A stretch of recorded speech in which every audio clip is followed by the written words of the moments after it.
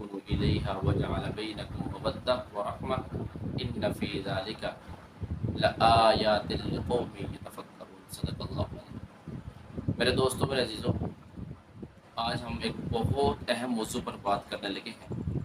وہ موضوع ہے کہ شادی کا مقصد کیا ہے۔ اللہ نے شادی کا مقصد اس آیت میں بتلایا ہے، سورۃ الروم آیت نمبر 21۔ کیا مقصد ہے؟ لِتَسْكُنُوا إِلَيْهَا وَجَعَلَ بَيْنَكُمْ مَوَدَّةً وَرَحْمَةً۔ یہ مقصد ہے شادی کہ شادی کا مقصد یہ ہے کہ سکون حاصل ہو، اور جہاں آپ دیکھیں کہ میاں بیوی کی زندگی میں سکون نہیں ہے، ہر وقت کا جھگڑا ہے، بحث مباحثہ ہے، اور چخ ہے، اور تکرار بازی ہے، تو وہاں آپ سمجھے کہ دال میں کچھ کالا کالا ہے۔ شادی کا یہ مقصد نہیں ہے۔ اللہ قرآن میں کہہ رہے ہیں ازواجا لتسکنوا الیہا، تاکہ اس کے ذریعے تم سکون حاصل کر سکو۔ شادی کا مقصد ہے۔ اگر شادی کے بعد سکون نہیں ہے، بے سکونی ہے، جھگڑے ہیں، تو پھر آپ سمجھ جاؤ کہ یہ شادی کے مقصد میں ہم کامیاب نہیں ہیں۔ ہم دیکھ نہیں رہے کہ کہاں دال میں کالا آ رہا۔ اور تجربہ بھی یہی ہے کہ کوتاہی دونوں کی طرف سے ہوتی ہے، میاں کی طرف سے بھی ہوتی ہے، بیوی کی طرف سے بھی ہوتی ہے۔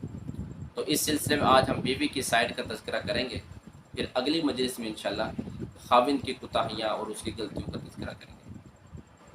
ایک اصولی بات آپ یہ سمجھ لیں کہ قرآن پاک میں شادی کا مقصد لتسکنوا الیہا یہ بتلایا گیا کہ یہ شادی کا مقصد ہے کہ سکون حاصل کرنا، سکون حاصل ہو جائے۔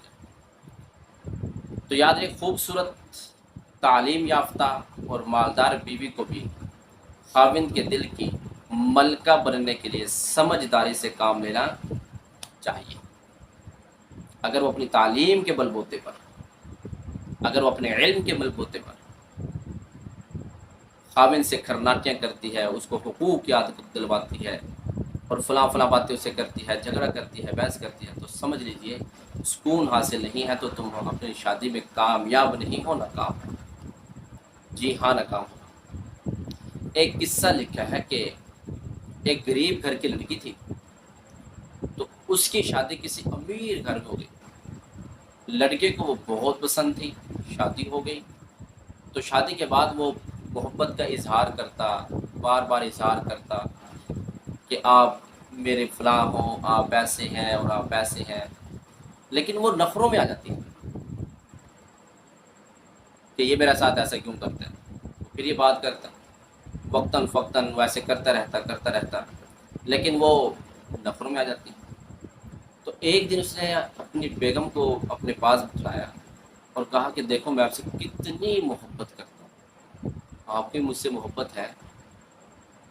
تو وہ نفروں میں کہنے لگے نہیں مجھے نہیں ہے۔ اس نے کہا اچھا مجھے نہیں، آپ کو مجھ سے محبت نہیں ہے تو تجھے 3 طلاق، یہ کہہ کر اس کے گھر چھوڑایا۔ اس کے گھر چھوڑایا۔ جب ایک ماہ گزرا، ماں باپ کے گھر رہی، تو اس کی عقل ٹھکانے آ گئی۔ تو کسی نے کہا تھا نا کہ لمحوں نے خطا کی، صدیوں نے سزا پائی، تو یہ وہی ہے۔ بلکہ حضور صلی اللہ علیہ وسلم جب رات عشاء کے بعد صحابہ کرام کی مجلس سے برخاست ہونے کے بعد گھر تشریف لاتے، تو حضرت عائشہ رضی اللہ عنہا ان کا استقبال کرتی۔ کیسے استقبال کرتی؟ وہ ایک شعر پڑھا کرتی تھی جب حضور صلی اللہ علیہ وسلم گھر میں تشریف لاتے تھے۔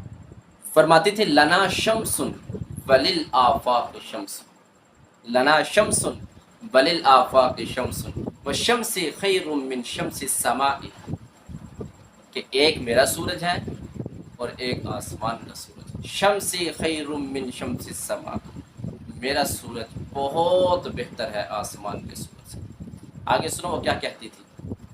حضور صلی اللہ علیہ وسلم اپنے شوہر کا، اپنے خاوند کا وہ استقبال کر رہی جب ان کے خاوند گھر تشریف لاتے۔ فَإِنَّ الشَّمْسَ تَطْلُعُ بَعْدَ فَجْرٍ، یہ جو سورج ہے یہ فجر کے بعد طلوع ہوتا ہے۔ کیونکہ حضور صلی اللہ علیہ وسلم رات کو گھر میں تشریف لاتے تھے، تو شعر اسی طرح حضرت عائشہ رضی اللہ عنہ نے پڑھا کیا، فَإِنَّ الشَّمْسَ تَطْلُعُ بَعْدَ فَجْرٍ، کہ کہ اس لیے کہ آسمان کا سورج تو فجر کے بعد طلوع ہوتا ہے، وَالشَّمْسِ طَالِعٌ بَعْدَ الْعِشَاءِ، اور میرا سورج تو میرے گھر میں عشاء کے بعد. یہ خاوند کا استقبال ہے. اور ہمارے ہاں کیا ہوتا ہے کہ جب خاوند گھر آتا ہے تو ایک سانس میں ان کو شروع ہو جاتی ہے کہ کچن میں ایسے ہوا تھا، صحن میں ایسے ہوا تھا، کمرے میں ایسے ہوا تھا، فلاں جگہ ایسے ہوا تھا، فلاں جگہ ایسے ہوا تھا، دسترخوان پہ ایسے ہوا تھا، اور ایسے ہوا تھا، اور ایسے ہوا تھا. بس اس کا پارا ٹیٹ ہو جاتا ہے. اس لیے میرے دوستوں، میرے عزیزوں، یہ بہت بڑی غلطی ہے. جب بھی وہ تشریف لائیں گھر میں، ان سے آ کے بات چیت کریں، آپ خیریت سے ہیں، باہر آپ کا کام کیسا رہا. پھر اگر ان کا کام صحیح رہا تو پھر اس کے مطابق ان سے بات کریں. موقع شناس، وقت شناس، مرد شناس. جی ہاں. تو اس سے بہت زیادہ گھر برباد ہوتے ہیں. میاں بیوی کا تعلق یہ گھر کی بنیاد ہے، بنیاد ہے گھر کی. اور اگر گھر کی بنیاد ڈگمگا جائے تو پھر گھر بھی ڈگمگا جاتا ہے. اور بیجا فرمائش، جتنی آپ ضروریات کے مطابق زندگی گزاریں گی اتنی ہی اللہ جل شانہ آپ حضرات کے خاوندوں کے دلوں کے اندر محبت پیدا کریں. تو اس لیے بے جا خواہش ظاہر نہ کریں. خاوند جو کچھ لا کر دے اس پہ شکر ادا کریں، اس کو پسند کریں. اگر وہ آپ کو پسند نہیں ہے تو پھر بھی کہیں کہ یا یہ مجھے بہت پسند آئے، یا آپ بہت اچھا لے کر آئے، یہ چیز مجھے بہت پسند، میری خواہش تھی کہ ایسا ہے.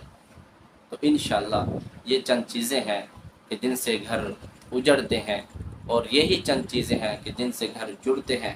اگر آپ چاہتے ہیں کہ ہمارا گھر جڑے